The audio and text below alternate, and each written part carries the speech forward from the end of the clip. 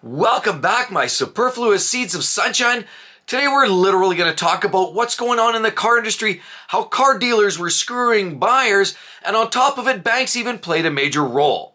Yeah, we saw over the course of the last couple of years, from 2021, 2022, the market literally blew the top off it. Now, what actually happened? What did that mean? Well, with chip shortages and the likes, you couldn't find vehicles on the lots. There were shortages. There was a really strong demand because people wanted to buy a new car, but they couldn't find them because they weren't being manufactured due to the chip shortages and the delays. Obviously, with what we had, a lot of people working from home or couldn't even work at all. So there was times in history where a lot of the factories were shut down.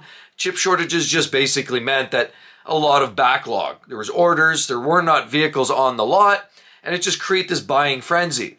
Now, during all of that time, manufacturers start to realize, wait a minute, people are really hungry for these cars, and is doing that and getting so hungry and they're salivating that they were becoming very desperate to buy. And in being in desperation, I like it like this. Car dealers in general are like sharks. They smell blood in the water, they attack. They know exactly what's going on.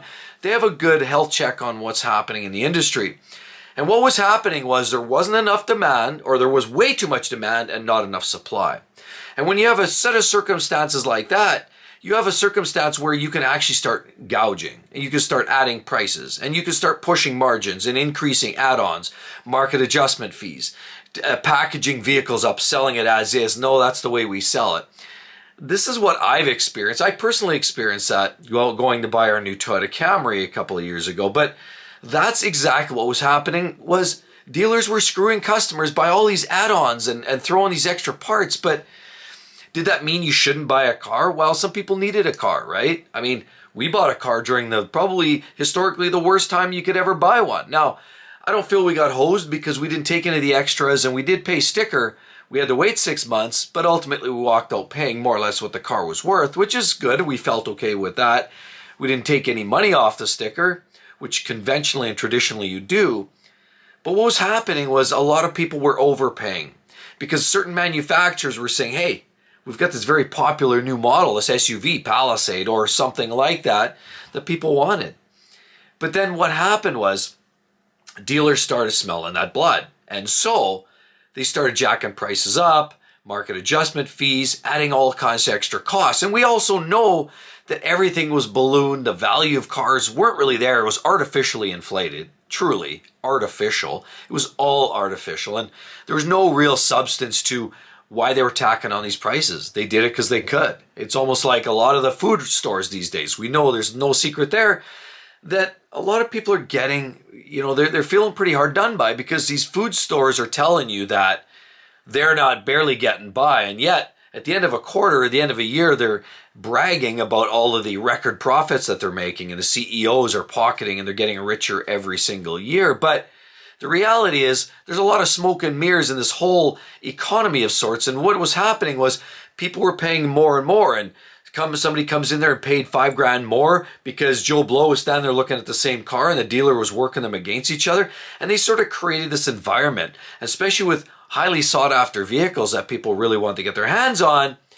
Dealers got a hold of that and they started adding extra fees, packaging them up, glass etching, floor mats, paint protection film, gap insurance, garbage like that, because they also started to see the fact that they were overinflating these vehicles, knowing full well in about 2 or 3 years when the market stabilizes, which that's where we're at today.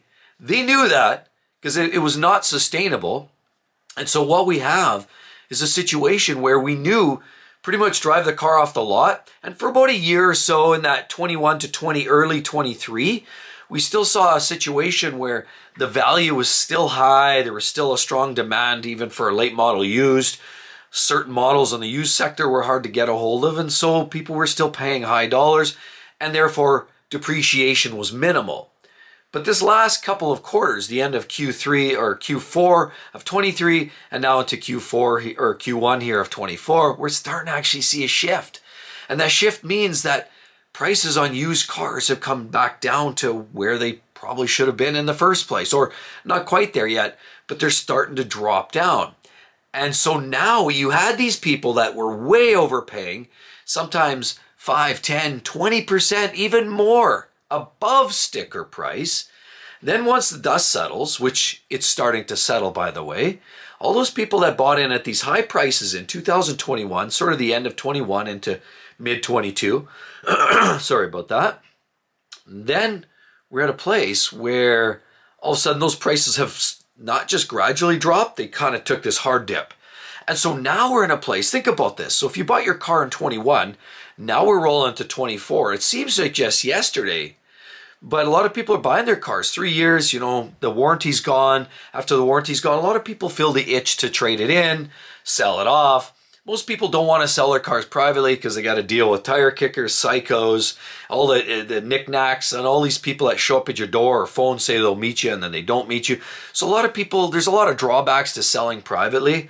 So a lot of people just like to trade their cars in. So after 3 years, which is kind of where we're rolling into that place from late 21 into, like I said, mid 22, we're kind of rolling. We're starting that, what I like to call an avalanche of sorts, the avalanche of worst weather conditions in the industry, in my opinion, because now we're having this whole flood of vehicles that were purchased at the peak time in 21 and 22. They're now coming to market. And how are they coming to market? Well, trade-ins. Some people are going to sell these cars privately, as I said, but honestly, the big part is the trade-ins. And so have you heard there's actually some of these advertisements? Now I'm starting to see it all over the place. Not only are you getting incentives and 0% this and, throwing in that, they're actually upside down events. There's actually some vendors out there now that are absolutely advertising upside down sales events. And so what the intent is, they're focusing on those very people that they hosed back in 22. Yeah, those people that overpaid for that popular new model. They're now ready to move on to the next thing. And now, unfortunately, they have this negative equity. Negative equity means that after, you've paid off a car for 3 years, you've got still so much value inherited in that vehicle. Okay, it's only worth that based on what the market says it's worth. But based on your payments and what you've paid into it, you still owe a lot more to the bank. Essentially, you're upside down on your loan. You owe more than the car's worth, if I can put it that way. And there's an avalanche and there's a snowball effect. It's coming and it's starting right now. So this upside down events, and they're advertising, and these dealers, the very ones that were hosing some of these people with the extra markups, dealer add-ons, all the packages and all the extras, are now the very people that are advertising some of these things. Now, does it mean you should not trade your vehicle in if you have negative equity situation? I don't know. I mean, it all comes down to your own personal circumstances. Maybe the vehicle you bought is highly regrettable. Maybe it's poorly made. Maybe you're having problems with it and you just want to get away from it and isolate it because it's just not what you signed up for. But knowing that, vehicles, I've seen certain vehicles. I saw the Audi e-tron depreciating like it was thrown off a cliff. I'm seeing vehicles like the EQS Mercedes. Nobody's even buying them. Good luck in trying to pitch one or have a significant trade-in value. They don't even want those things back. So if they take it back, they're going to gouge you like there's no tomorrow. I'm talking 40 or 50% off of the sticker price in 1 year is gone. And so a lot of these brands are doing that. Ford, the Ford Lightning, another classic example. I've been browsing and I showed you there last week about how some of these vehicles, these Ford Lightnings, are worth X, and already brand new of the same year, they're not selling, so they're already marking them down $15,000 or $20,000. And on top of it, there's used ones that are down around $30,000, $40,000 in 1 year. And so that's an indication as to the depreciation. And if you bought one of those types of vehicles, you might find yourself upside down on your loan, and by a significant amount. Right? I mean, at the end of the day, you've paid so much because they weren't a cheap vehicle. New technology, Ford Lightning, rah. And so now you might be finding yourself, and there's lots of vehicles that fall in this criteria. I'm just using them as a bad example, like a bad heartburn or basically, it's just a bad scene. However, we have a situation where banks were also getting involved. And banks were lending money to people that probably didn't normally qualify. I mean, six 600, 650 credit scores, and they were getting premium vehicles, and the banks were enabling that. And a lot of times the dealerships were utilizing their banks and were enabling that. And so there was a lot of coaching this, there was a lot of twisting of mind bending of numbers to getting people into cars and loans and getting them into deals they probably had no right being in. And honestly, it's just a responsible financial decision or an irresponsible financial decision. And we've all made mistakes in the past. So who's the judge? All I'm saying is sometimes you need a vehicle and you're going to buy one. But that's the unfortunate reality. The banks got involved and we're starting to enable some of this behavior. And so now we have this sort of perfect storm where the banks, the dealerships, we're all getting together and basically creating this situation where customers were overpaying. Now we're 3 years into the game, and now they're negative equity situation. They're having to sell trade their vehicle in on a grossly depreciated vehicle. So the depreciation plus the margin they've added, they've lost way more money. Like if I can give you that, paint that visual, and unfortunately, that just leaves everybody in that situation a world of hurt. Now, it's not that you shouldn't trade in your vehicle in a negative equity situation. It's almost like Captain Stubing going down with his ship, right? I mean, you go down with it, you either own it, and maybe you're in for the long haul. Maybe you're one of those long-term buyers. Like for me, I keep my vehicles at least 5 years, sometimes 10 years. And so if you're a 10-year vehicle owner and you made a very conscious decision, you buy a Lexus, you know you're going to get a quality vehicle, or a Toyota, you're probably okay. And you're like, you went into it knowing that, and you decided, okay, I'm going to make this purchase and I'm going to keep it for 10 years. And I don't really care what happens to the market because I'm sort of out of the market. But that's one group of folks. But the other group that are like in and out of vehicles every 2 or 3 years are going to feel the burn.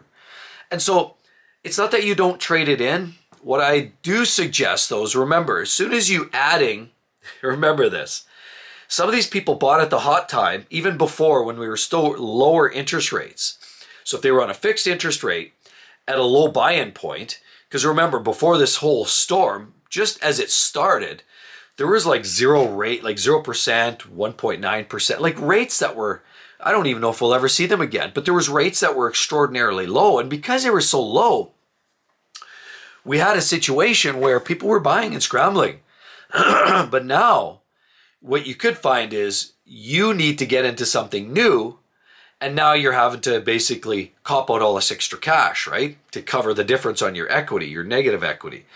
But now, if you're covering that up, and say you've got a $10,000 negative equity in a car you bought 2 years ago, and you want to trade that off, well, the easy button is, yeah, roll it into the next vehicle. So you want to buy this new vehicle over here, which is already a highly stickered price, already has some probably increases. Although, that being said, there are some incentives, so I get it, depending on the vehicle you're buying. So even if you're coming out par and you're adding that negative equity, they'll roll it right in there, and they'll make it all easy for you, finish off the paperwork, get it done, move you out the door. But now remember that $10,000 negative equity you had? You're doing it at the new revised interest rates.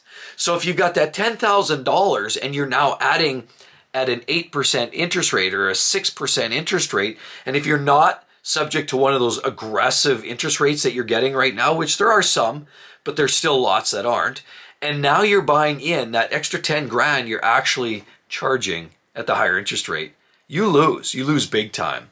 And so the best way I would suggest is you wipe that clean, you pay it down cash, or you just basically pay off the rest of the vehicle and before you trade in. But ultimately, if you have the cash to cover the difference, if you can scramble together to get that extra $10,000 to cover your negative equity, that's your best case scenario.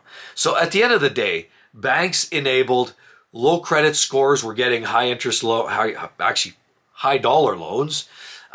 Dealers were big time involved in getting people in vehicles they probably shouldn't have. And actually, with all these add-ons, have created this storm of situations where people overpaid. Now we're seeing the stabilization and the standard conventional depreciation. Now this is a real world of hurt that a lot of people are involved in. I hate to say that, but so we're into these upside down sales events. All these, and we're seeing this transition of the market, and the dealers have to move and adjust to try to be competitive. But in doing so, it's clear a lot of the dealers that are doing that upside down events are clearly the exact dealers that were hosing some of the people in the first place who are now trading in their old 3-year-old Nissan for a brand new Nissan. So I hope everybody understands kind of where I'm coming from. It's not don't do that, but just understand what's been going on, where the market's shifting, how the dealers are twisting and turning, and the banks are getting involved too. With that said, of course, banks are tightening up again, so they're not as easy to give out the freebies anymore. But again, no, that was a thing a year or 2 years ago. So with all of that said, I'd love to hear your comments down below. Were you one of those unfortunate recipients of one of these overpriced gouge Fiestas that some of the dealers were offering up? I'd love to hear your comments over there as well. What's going on GMC and GMs and the trucks? It's catastrophic. Hope to see each and every one of you on the next one. We'll see you real soon. Bye-bye.